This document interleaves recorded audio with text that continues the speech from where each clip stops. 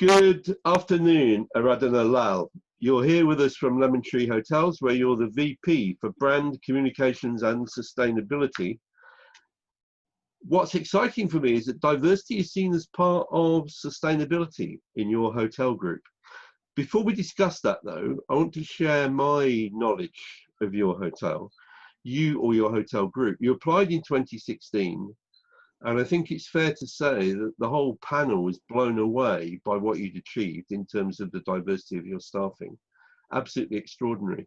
So much so that when I was actually booked into one of your hotels, the one at Delhi Airport, I arrived in a very nervous condition because I had very, very high expectations of what that experience would be like.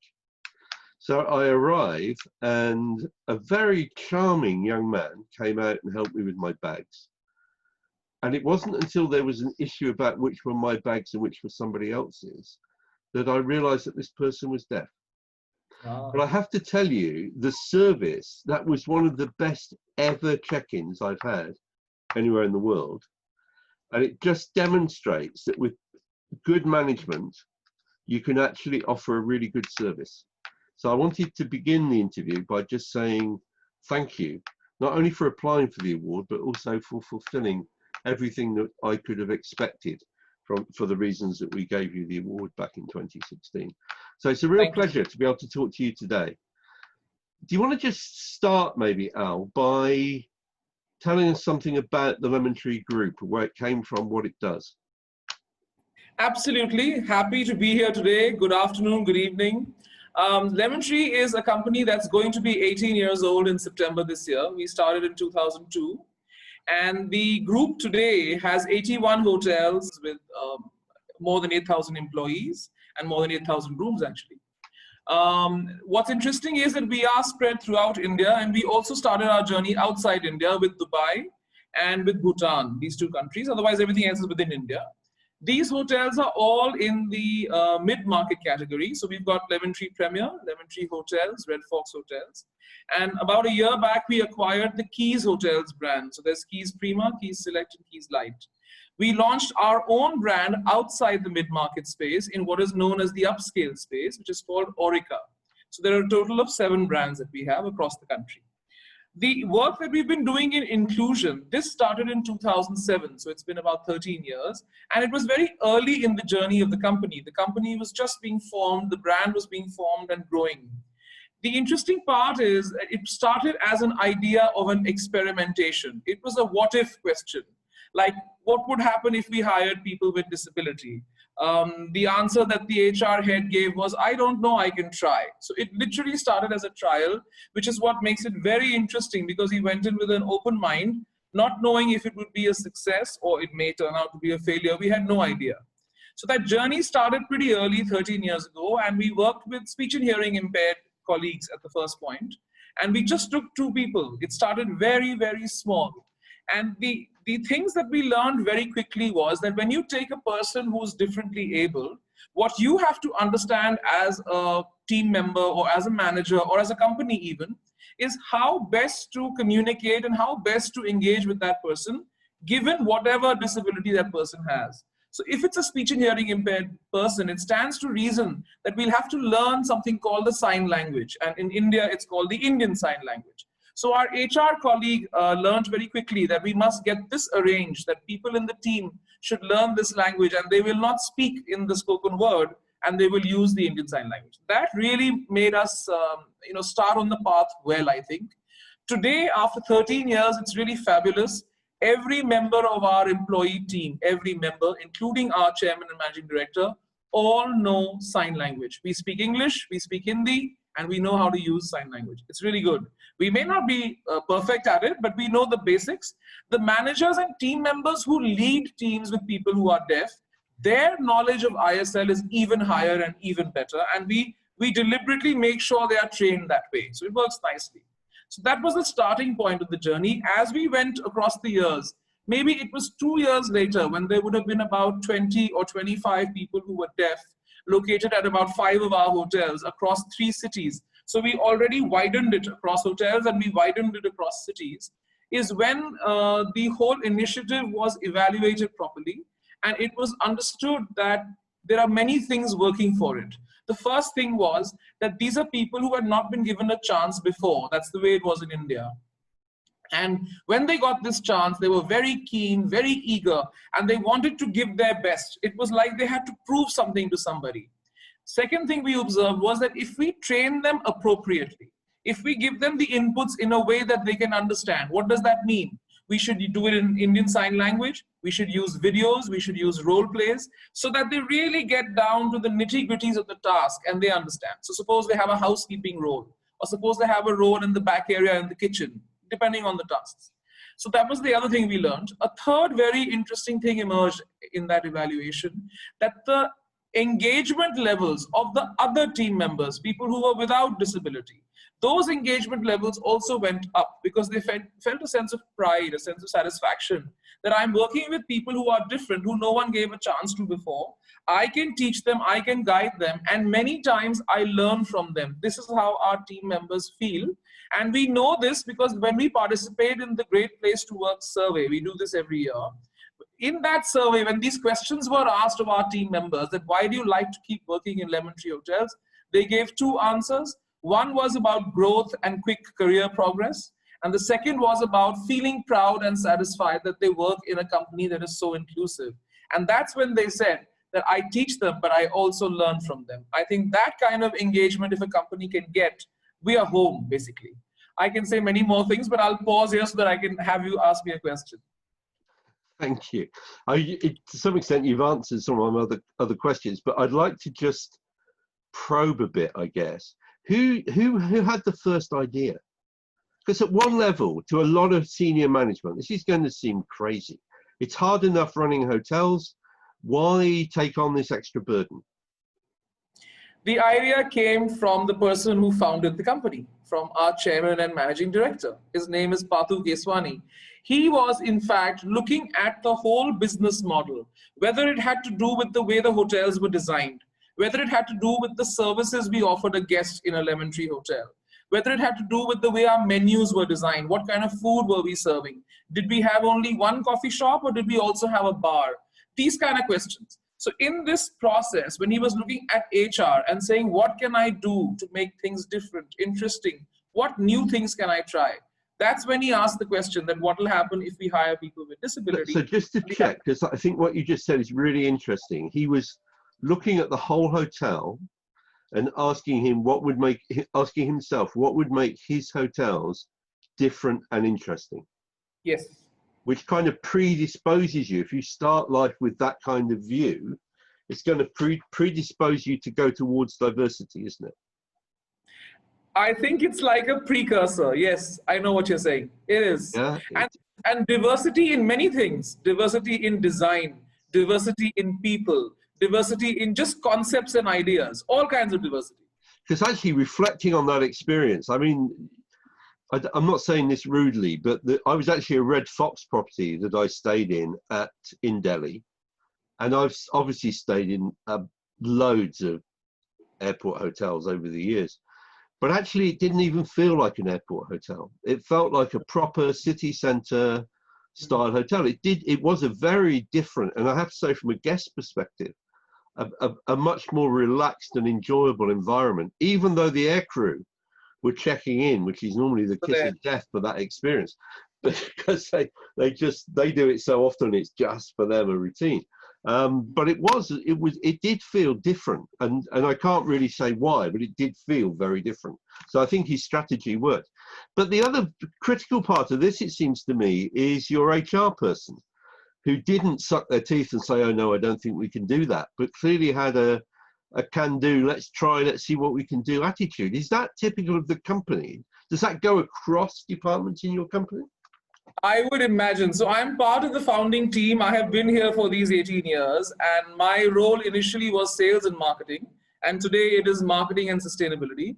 And I can absolutely tell you, whether it was my HR colleague, his name is Hari, or whether it is our operations head or our project and engineering head, or myself handling sales and marketing at that time, all of us had this, okay, what can we do? How do we define this? What makes us different? Why would a customer leave brand A, B, C, D, which he's used to staying at, and come and stay at this creature called Lemon Tree Hotels, which they had never heard of before.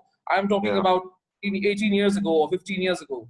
So yes, experimentation and innovation is in our blood. It doesn't mean that we won't have a check-in and a check-out. Of course we will. It doesn't mean we won't have room service. Of course we will. These are things that are very fundamental to a hotel business. But we will provide the service in a way that you're not going to forget it. So that was important to us. So you've got, in a way, we've already addressed the thing I wanted to talk about next, about whether it makes business sense. And you've just demonstrated, I think, very, very briefly, but very adequately, why it does make business sense. And I'm almost embarrassed to ask you the question there, but I think I should. I mean, clearly you've talked a lot about the positives, about the positive benefit to the business, to employee morale and to reducing staff turnover, all these things which obviously matter to a business. But there must have been some negatives. So what I'll do is I'll answer the question on negatives first, and I will come back for a moment to the business benefits after that. Sure. So talking about the challenges, let's look at it from that perspective. I think the first challenge was, how do you communicate and engage with somebody whose abilities are different? Because we decided to start out with deaf colleagues, that became the very real and physical difference. That if I speak to this person can't hear me, and this person cannot answer me. So there was a very quick challenge that what do? You have to learn Indian Sign Language. But later when we moved into physical disability, then we moved into low vision, then came acid survivors. Now in all these cases, while you may be able to speak to each other very easily, but there are other things that might hinder your engagement. So I'm not talking only about speaking and communicating. I'm talking about engagement. So how do you get the best out of somebody who has low vision? How do you work with someone who's on a wheelchair, but you want that person to be agile and to get certain interactions done with guests and so on? You have to design the whole process, what we call the standard operating procedure. You have to design it keeping in mind, if this person has disability type 1 or type 2 or type 3, how will they be engaging with guests and how will they perform their tasks? A real challenge came to us when we started adding the intellectual disability segment, which is Down syndrome, slow learner, mild MR, and what is called IDD, intellectual and developmental disability. We did this work, we started it about 6 years ago. I'm going to come back to that. And within a year of that, we started autism, which is another very challenging disability to work with, especially in the hotel business, because it is all about engagement and interaction with strangers. Because when you meet these guests, you don't know them. So we had to figure out, and the challenge was then, that what is the way for us to do what we call job mapping. I'll be talking a little more about job mapping later when we talk about the inclusion model. But to tell you simply, job mapping is where you look at a role. So suppose it's a guest service associate in the coffee shop. He's serving guests right there. He's bringing them food. He's taking their order. Or maybe there's a buffet in the coffee shop, so he's managing the buffet. These are the kind of tasks he does. So when you know what those 25 and 30 tasks are, then you examine those tasks versus the disability. So if your staff member is deaf, can he do all these 30 things? If your staff member has Down syndrome, can he do all these 30 things? These are the questions you ask. You don't ask these questions alone. You take the help of people who are subject matter experts. Now, these are people who work at NGOs, non-government organizations, or as you may call them, non-profit organizations. Yeah. And they are special educators. Another term used for them is job coaches. These are people who can come to the place of employment and they can support somebody with support needs and help us train them, help them get integrated into the system, and therefore the whole thing works in a productive manner. So the job mapping process is done by our HR colleagues, our learning and development colleagues, myself, the operations team, together with that partner. The special educators are very important to that process. So that challenge of how do you bring in someone with intellectual disability to perform so many tasks within a timely manner and to do it daily, it took that effort. So those were the kind of challenges: communicating, engaging, and getting them to learn what they need to do. These were the key things. So the costs, so I want to just pursue this because the part of my purpose in doing this interview is to try and encourage other companies to do something similar. We need to just look at what the real costs are. So it sounds to me as though the costs are largely in terms of staff time and training effort and looking very carefully at your standard operating procedures to make sure that they can be done by people with different abilities, the differently abled.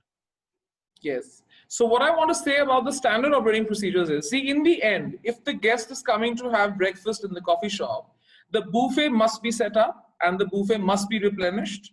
There will be some items that are live, like suppose it's breakfast, your omelette or whatever, or if you're having an Indian dish, then dosa. So these kinds of services and these facilities must not stop. So you will not develop the standard operating procedure and say, simplify, simplify, simplify, drop this, drop this. It doesn't make any sense. Because this effort of inclusion, I just want to state this here before you move forward. This effort of inclusion is done as part of the business model. It is our HR practice or our HR mandate to do this today. It is not charity. It is not something on the side. What does this mean? It means the challenge to us is we must provide service to the guests the way we had defined the service. We are not going to revise that definition. We can revise the standard operating procedure, which allows you to give that service. So for instance, if you have to do some instructions in writing rather than leaving them verbal, if you have to give some kind of a diagram to a person and he can keep it in his pocket, if that helps him understand it better, if you have to give some photographs showing that task being done and that helps his memory or it aids his memory better, then that's what we'll do. But in the end, the buffet is the same, those fresh items that are coming out are the same, and nothing will change as far as the guest is concerned. How did we deliver it? That is our job, basically. So I just wanted to make that clear that it's part of business model and it is our HR model. That's why it works. That's going back to business benefits, basically. So that's an important thought process there. But you know, when you come to the cost issue, we take all this training to be part of our learning and development cost in a very standard manner.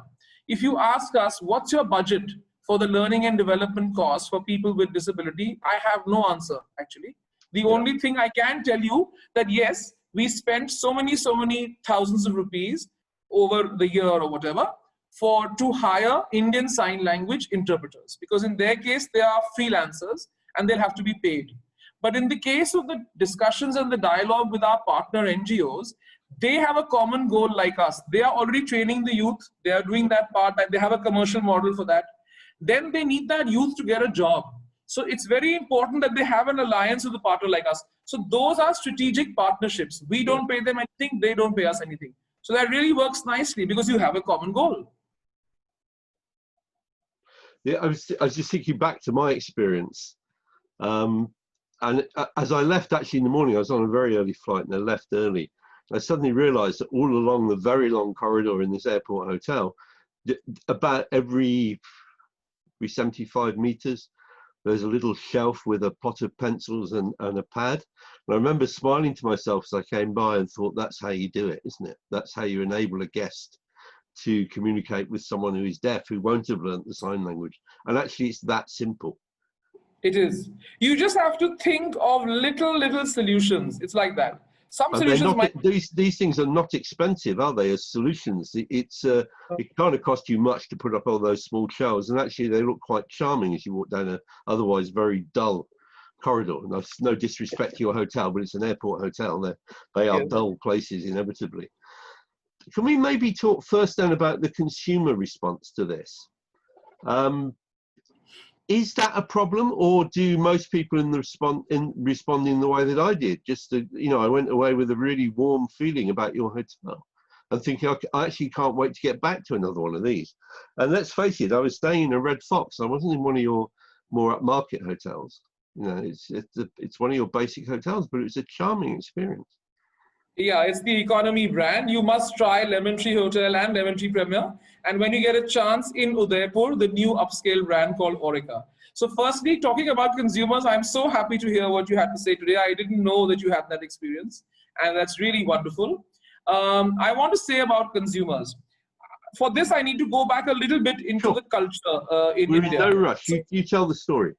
Yes. So when you look at India as a country and as a people, while our culture is very old and there's a huge history to it and there's so much mythology also in our country, today it is still a taboo for a person to have a disability. And family members look upon it as some sort of karma, maybe from a past life or something, depending on what their ideologies are. Yes. And they actually consider that maybe I am being punished for something I did in my last life. So what does this mean? If you take a negative approach when a little baby is born with a disability, or maybe a child acquires a disability at the age of 1 or 2 or 3 years of age, then you're going to be firstly very protective about that person.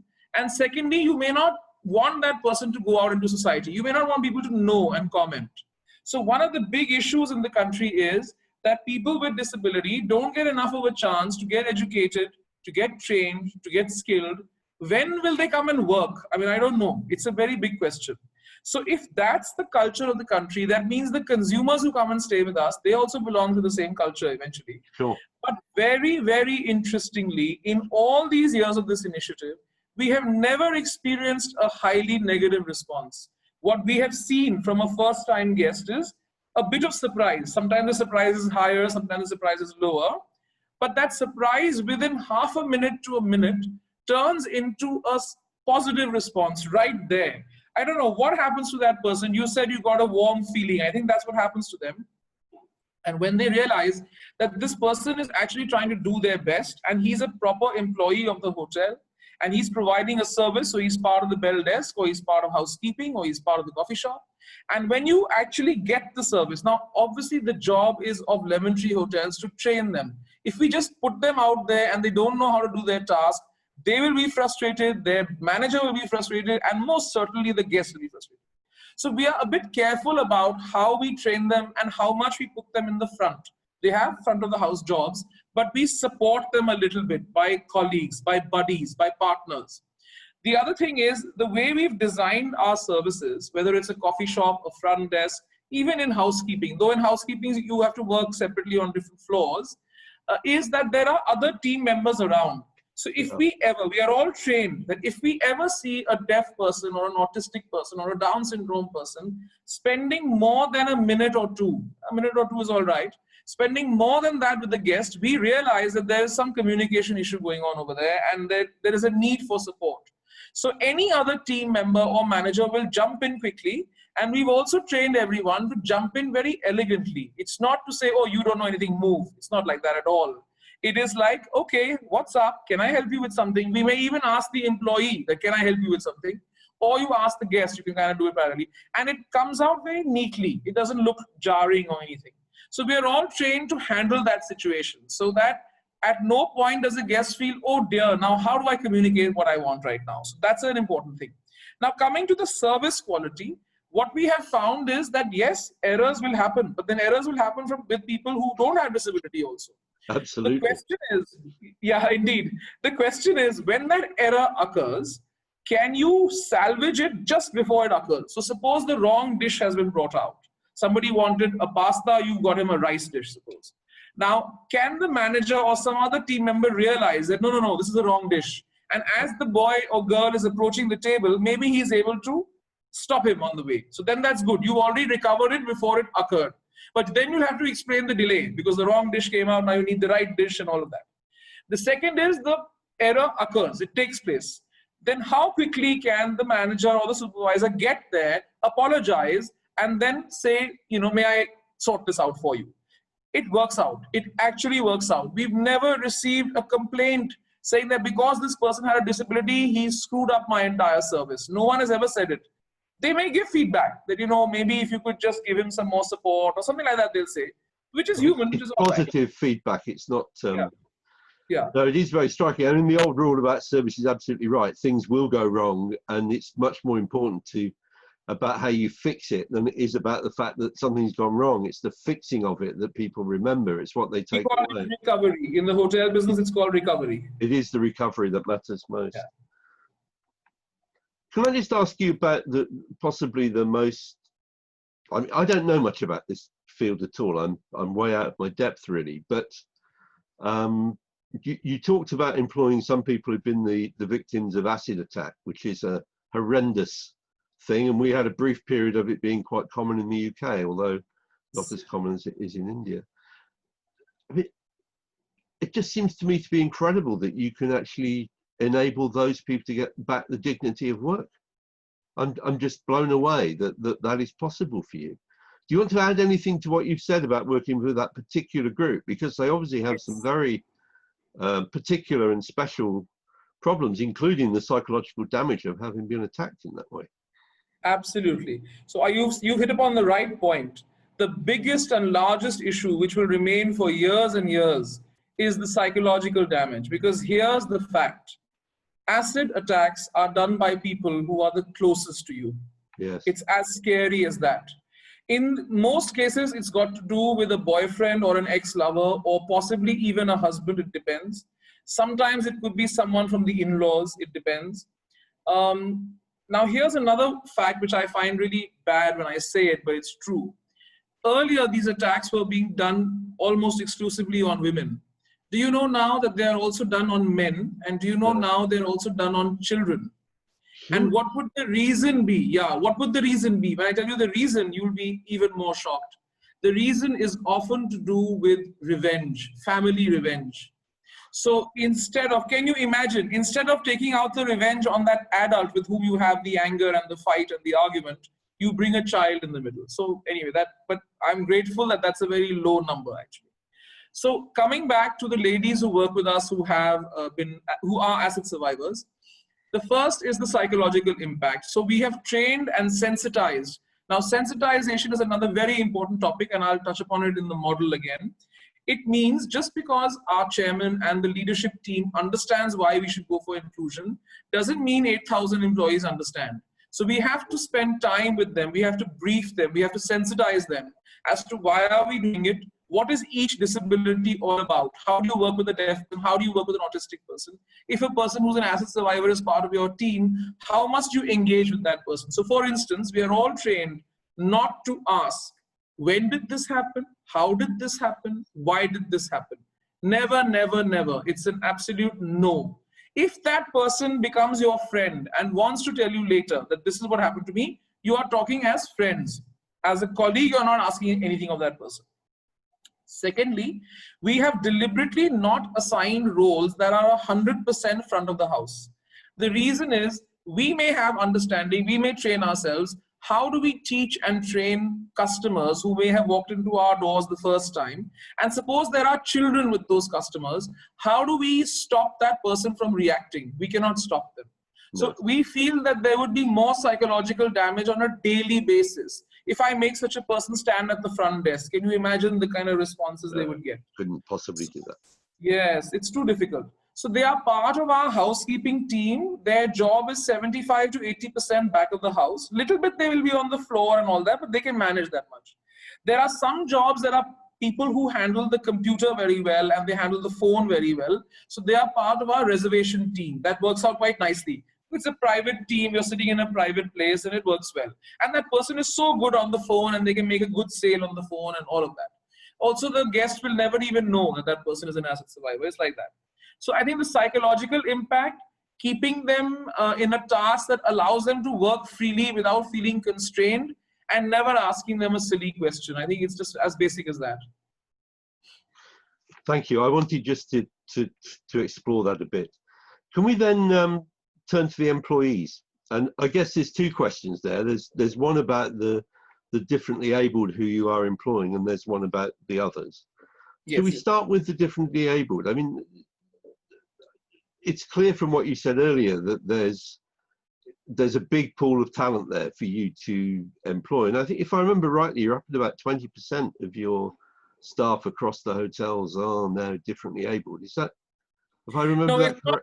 20% is not differently able. We have defined our inclusion. I'd like to just tell you those terms right now. Sure. We've defined it as opportunity deprived Indians. Right, okay, yes you did. It's absolutely right. It's my memory. You can replace Indians with individuals also. So what is the meaning of opportunity deprived? There are two subsegments. One is employees with disability, whom we are talking about. Yeah. And the other is employees from economically and socially marginalized segments. Now, this would include people below poverty line, people whose education has been left incomplete. So they haven't got till class 10 even. They are up to class 9 only. They are widows, abandoned women, divorcees, battered women, orphans, abandoned girls. And about a year and a half ago, or maybe 2 years ago, we started hiring transgenders as well. So this whole segment is called economically and socially marginalized. And this one, together with employees with disability, is equal to about 18 to 20%, which is what we call ODI. Let's not take away from that. That is still 1 in 5 of your employees. That is an extraordinary achievement in anybody's terms. This is not tokenism, is it? This is what happens when, right from the top of the company, you've got solid commitment to demonstrate that this can work. Yes. Now, my guess is that those employees stay with you, but I did want to ask, do any of them then in fact move on to employment elsewhere? Yes, in fact, it happens. In the first 2 years, we had 100% retention, which we knew was unusual. Yeah. After we crossed 2 years, because there were hardly 20 people, when we crossed up to 100, and then we leapt from 100 to 250, and then when we move from 250 to 500 and more, naturally, then attrition will start. It's human. Now, what kind of attrition takes place? There are roughly 3 reasons. One is that person wants to either go back to their hometown, which is not where you have a hotel. His family needs it, whatever. Sure. Or he wants to go for further education. So these are very personal reasons. So that number is a little small, but it happens. The second is the one that's the largest number, that they get another job. Because here now, in these 13 years of our journey, so many other hotel companies, restaurant chains, retail stores, banks, everyone has started doing this work, and that's really wonderful. We do a lot of best practice sharing with all these sectors. I'll tell you more about that. So these folks get better jobs by way of more remuneration. Sometimes it's 1,000 rupees more per month, 2,000 rupees, 3,000 rupees. And because many of them come from the lower income groups, even these amounts of numbers make a difference. So they move on for what is called better opportunity, which is usually financially. It's not growth that way, but it's just better money. So what you're basically saying, just to take up that point, you're basically saying these people have become normal employees who will move on if they can get a better job. And you've enabled them to go back into the marketplace, and in a way to your disadvantage, because you have to train others, but they will leave and get better jobs if that's what they want to do. When we you discuss should regard that as a real example of good business practice, you know. It is, and we accept it. We say, yes, we know that every year X number of people are going to join us and Y number of people are going to leave us. It's all right, because we've had a chance to add value to their life. We've made them employable. They're on the job market. People are coming and seeking them out. I mean, nothing could be better than that. So it's all right. We know it takes our effort, but it's good. And just to give you a little aside, sometimes those who leave even return, by the way, for a job once again. Why? Not because they didn't like the other company, but because they say that company wasn't as geared up. So the rest of the team members, the systems were not as supportive as it was in Lemon Tree. So even if I have to get 1,000 rupees less per month, I'll be more happy being in Lemon Tree, and they come back. It's interesting. Not all, some of them come back. Have you sorry, can I just ask, have you yet, and this may be a crazy question, but have you yet had somebody who left, went off and got experience somewhere else and came back to a more senior job with you? Because that's going to happen, isn't it? I cannot think of a direct example, but there might be one or two. The reason I'm saying this is, when they're coming back, they come back rather quickly. It's not that they'll spend 3 years there. They'll spend 2-3 months there, and then they'll say, oh, no, I think Lemon is better. So but I think it's going to happen, isn't it? Eventually, someone will come back into a more senior position, and then you'll have absolutely normalized their job prospects for them. Right. Through what you've their done. job prospects, their career growth, everything will have been normalized. So in terms of those departures, the third departure would be, as we know, even amongst people without disability, there could be some dissatisfaction. Maybe the work is too intense, maybe the boss is too difficult, whatever. So there are some of those reasons also. We do exit interviews with all our employees, anyone who's leaving. So in the case of the deaf specifically, we call for an interpreter. Even though we all know the language, we don't know enough. The interpreter is very fluent, obviously. So we call for the interpreter and we take that person's help to understand the exit. So if we find that there are attitudinal issues amongst team members or amongst supervisors, we address them. So that topic called sensitization doesn't end on the first day. Sure. We have to keep sensitizing and re-sensitizing. Yes, I just wanted you to know that. Yeah. Can we move on then to the other group of employees? The employees who, if you like, are normally abled. Are they what's their response to this? Do they regard it as a burden? How do they respond to it? I'll answer that in two ways. First, I'll talk about the first 2-3 years of the initiative, and then I'll talk about now. Sure. So in the first 2-3 years of the initiative, yes, the supervisors, the managers, they were all a bit concerned. Nobody said an outright no, because they knew the chairman was leading the initiative. So they will never say no, but they would ask Hari, they would ask the training head, they would ask us that, listen, are these folks going to be able to perform tasks? The question was as basic as that. So then we would say, wait, just observe, understand, you'll get to know. Then they would say, how are we going to train them? We don't know how we'll train them. So we'd say, wait, hold on, we'll get that partner NGO to come, they'll help you. So the moment they started seeing solutions is when they said, yeah, 1 minute, this is achievable. So Yes. to convert them from a non-believer to a believer, I'm just talking about the first 2-3 years, it used to hardly take few days or weeks for that to happen. Today, the culture is so deep and so intense that no employee in Lemon Tree who's been around, let's say for 2 years or more, is ever going to have a doubt. He's going to say from the other way, he's going to say, tell HR, when are you bringing me more deaf people in my team? When are the Down syndrome people coming to my team? He will ask upfront, you know. Now the challenge today is slightly different. As we are growing, many times we don't have enough department heads or enough hotel general managers trained within the system. We believe in growing from within. So suppose suddenly we're adding 5 new hotels this year, we might have to go do recruitment externally for a person who might have, say, 7, 8, 9 years experience in the hotel industry, and he's coming in as a hotel manager of a 100-room hotel. Now this gentleman or lady doesn't know anything about inclusion, doesn't understand this culture. So it's the job of the HR team, the L&D team, and myself to do some deeper, quicker, more intense sensitization with those new recruits who are leaders, because we'll have to bring them up to speed. So they need about 6 months or so to figure this whole thing out, and then they become just like the others. So that's how it works. That's very helpful. I've one other question before we go on to what for me is a really big question: is it replicable? Mm-hmm. When we first looked at your application, we get a lot of applications from companies who tell us the wonderful things they're doing, and then we check it out on the website and there's nothing there. And you begin to suspect that actually this has just been put together to persuade us that they're doing wonderful things and they're not doing it. Right. And I remember, because it was me that first looked at your company, and I can remember getting very worried as I went through the website. There's absolutely no way in which anybody could accuse you of using this for your marketing. It's there in great detail, but you don't have to persist to find it. You're not using it at all, are you, in your marketing? Yes, no, we're not. No, we're not. Why is that? Right. Why not? It's sitting embedded in the About Us section, and we'll have to really go in and creep into that section to find it. You're right. So it was never a marketing initiative. I didn't mention one thing in the business benefits. There are 3 lenses to the business benefits. One was the employee lens, we spoke about it. The second was the customer lens. Now here we spoke about how they react. But I want to say one more thing. The customers who don't know Lemon Tree, when they hear about this inclusion initiative, they are willing to come and try. This happens a lot. So if you look at this from the lens of the chief marketing officer of the company, trial takes place because this initiative pulls people towards the company, towards the brand. Then when the person comes and stays, he likes the service. Obviously, we have to make sure we do a good job and all that.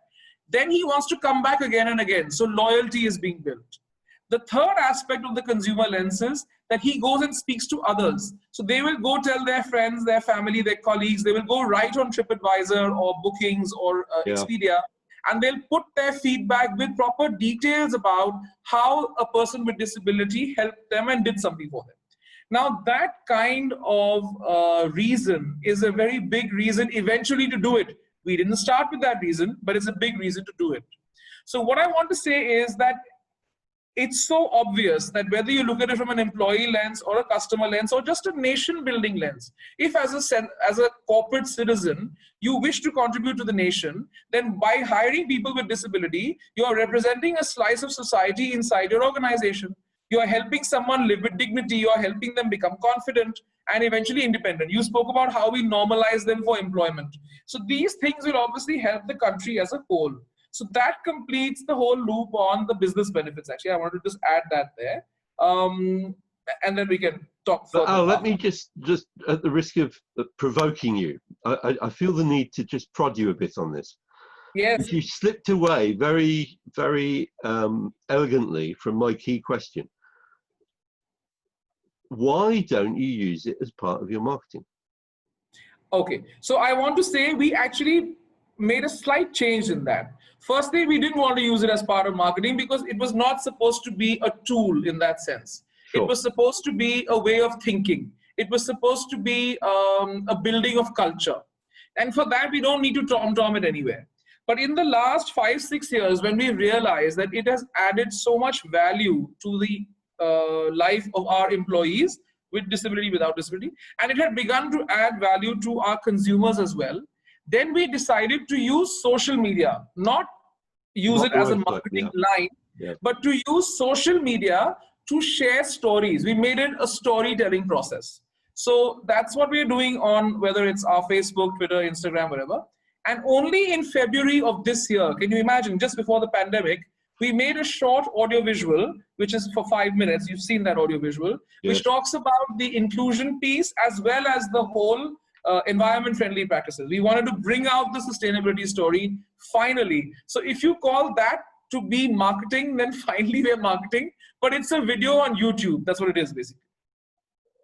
I think one of the things which interests me about the sustainability story, we will come back to the main thread of our conversation, but one of the things that strikes me about sustainability is that very often people will, for the first time, encounter an LED reading light in their room, and they'll probably do that in a hotel. They'll go to the car hire and they'll find that they're driving an electric vehicle or a dual power vehicle.